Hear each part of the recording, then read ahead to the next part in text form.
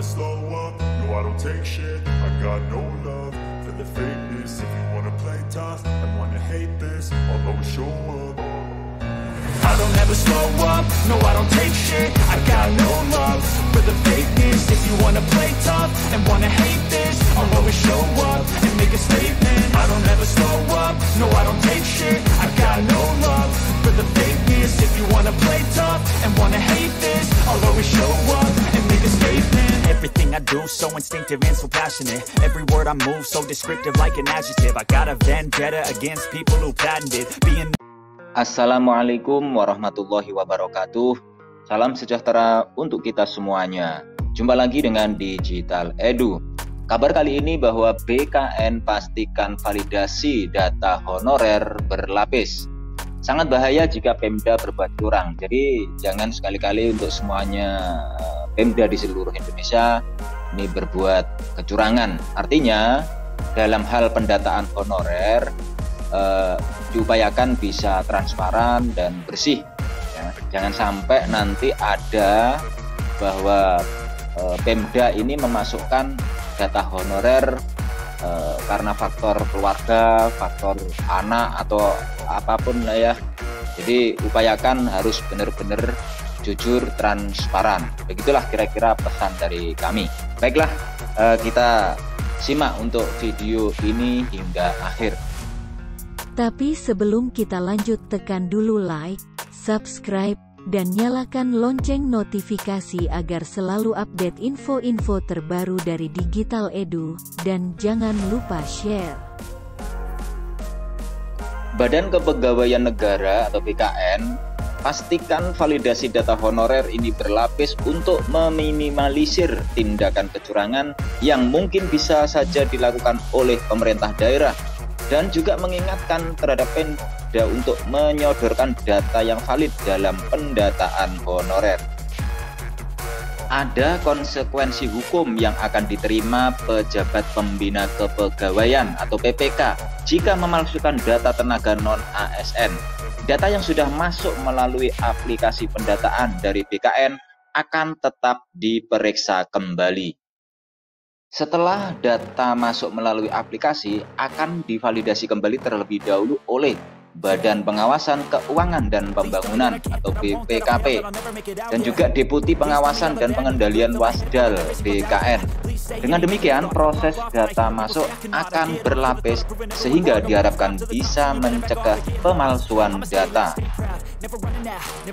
BKN mengimbau seluruh Badan Kepegawaian Daerah atau BKD untuk menyodorkan data-data valid, sebab dari data itu akan ditetapkan arah kebijakan pemerintah dalam penyelesaian honorer. Imbauan BKN tersebut karena melihat gelagat terjadinya pembengkakan jumlah honorer. Membengkaknya data honorer sudah mulai terbaca. Salah satunya dilihat dari SK pengangkatan honorer cukup hanya kepada satuan kerja atau satker. Artinya hanya dengan SK kepala sekolah saja sudah sah. Sementara sudah menjadi rahasia umum jika selama ini kepala sekolah merekrut honorer tanpa melakukan seleksi sebagaimana layaknya. Dahulu untuk mengusulkan SK pengangkatan honorer minimal pejabat yang berwenang. Artinya minimal sekretaris daerah. Tujuannya agar pembiayaan honorer dapat jelas tertata dalam APBD sehingga gajinya lebih manusiawi. Selama ini guru honorer mendapatkan gaji rendah karena dibiayai lewat dana bantuan operasional sekolah atau BOS. Karena ada SE Menpan RB nomor B/1511/M SM.01.OO/2022 tertanggal 22 Juli sudah diterbitkan. Maka dari itu perlu antisipasi akan membengkaknya data honorer. Hal tersebut dikarenakan salah satu poin dalam SE Menpan RB tersebut adalah diakuinya SK Kepala Sekolah. Untuk SE Menpan RB tersebut bisa Bapak Ibu download di kolom deskripsi yang sudah saya sediakan linknya. Untuk mengantisipasi hal masuknya data honorer siluman, BKN menegaskan dalam surat edaran Menpan RB meminta data tersebut untuk dilampirkan SPTJM. Hal penting dalam SPTJM adalah bertanggung jawab secara hukum apabila data yang disampaikan tidak benar. Selain hal tersebut, BKN juga sudah menyiapkan aplikasi pendataan honorer 2022. Aplikasi ini berlaku untuk seluruh tenaga non-ASN tanpa terkecuali, baik honorer K2, non-K2, guru, tenaga kesehatan, penyuluh, tenaga administrasi, dan tenaga teknis lainnya.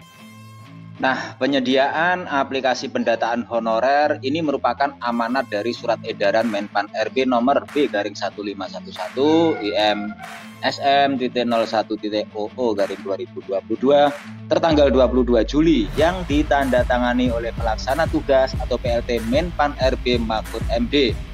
SE Menpan RB ini memuat 2 lampiran. Lampiran pertama tentang daftar nama tenaga non-ASN di lingkungan instansi pemerintah. Sedangkan lampiran yang kedua tentang riwayat kontrak kerja tenaga non-ASN dan ex honorer K2. Nah, akan tetapi pada lampiran tersebut juga harus ada dokumen yang harus dilengkapi.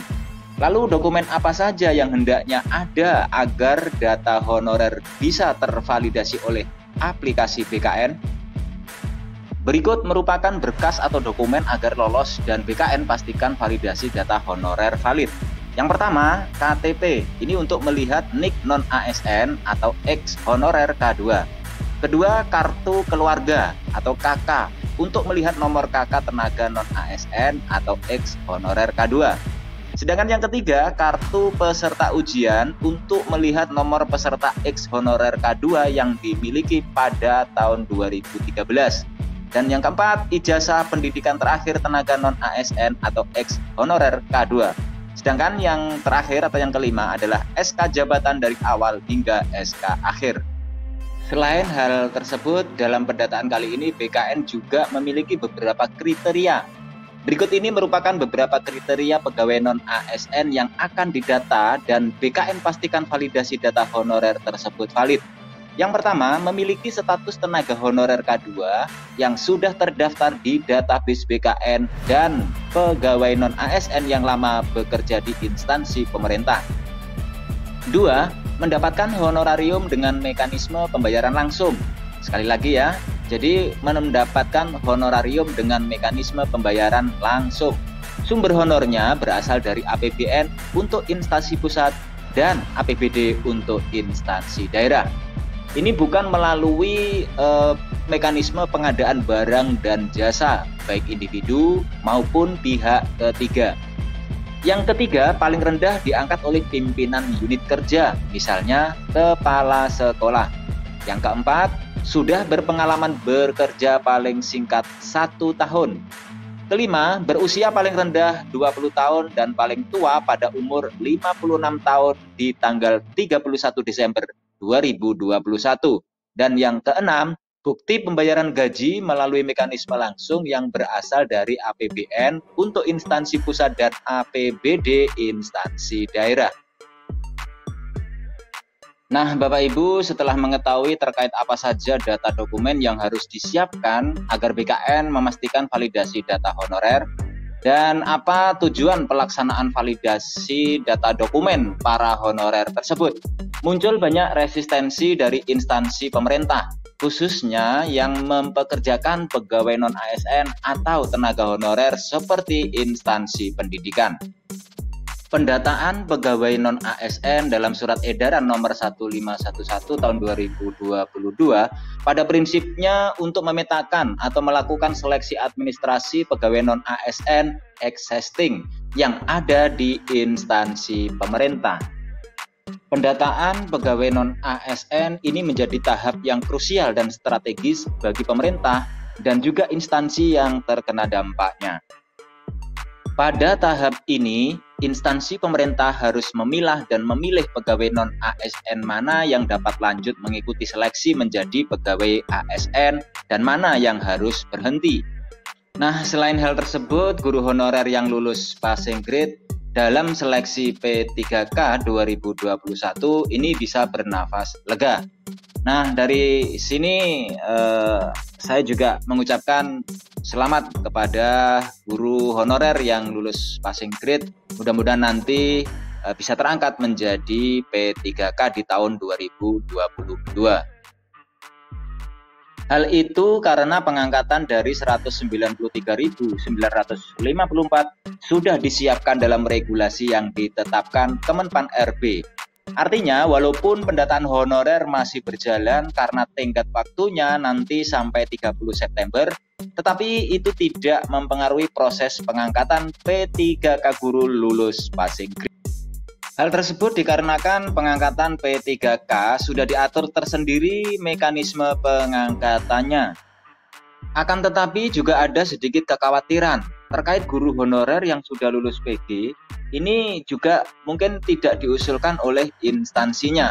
Oleh sebab itu, bagi teman-teman Bapak Ibu guru kiranya dapat mengawal data yang lulus passing grade di daerahnya masing-masing. Sementara itu ada ketentuan dalam surat edaran Menpan RB nomor B/1511-M.SM.01.00/2022 tertanggal 22 Juli bahwa bagi instansi yang tidak mengajukan data tenaga non-ASN berarti dianggap tidak punya honorer lagi. Nah, dengan demikian seluruh tenaga non-ASN yang tidak masuk pendataan honorer maka tidak akan diselesaikan oleh pemerintah. Jika dibandingkan pada saat pengangkatan P3K 2021 yang prosesnya agak panjang lantaran instansi seakan-akan mengulur-ngulur waktu pengusulan penetapan nomor induk, maka alhasil masih ada guru lulus tahun lalu belum diangkat. Dari kejadian tersebut, pemerintah dalam hal ini BKN semakin ketat dalam melakukan pendataan agar semua honorer yang tersaring benar-benar sesuai dengan kriteria untuk diangkat sebagai ASN. Demikian kabar terkait BKN yang memastikan validasi data honorer. Semoga bermanfaat bagi teman-teman guru semuanya. Terima kasih Bapak Ibu sudah menonton Digital Edu. Jangan lupa subscribe, like, comment, and share. Serta nyalakan lonceng notifikasi agar selalu update info-info terbaru dari Digital Edu. Semoga kita diberi kemudahan dan kelancaran dalam segala urusan kita. Diberi kesehatan, rezeki yang berkah, dan juga panjang umur. Saya mewakili Digital Edu, mohon undur diri. Sampai jumpa pada video selanjutnya. Sekian, wassalamualaikum warahmatullahi wabarakatuh.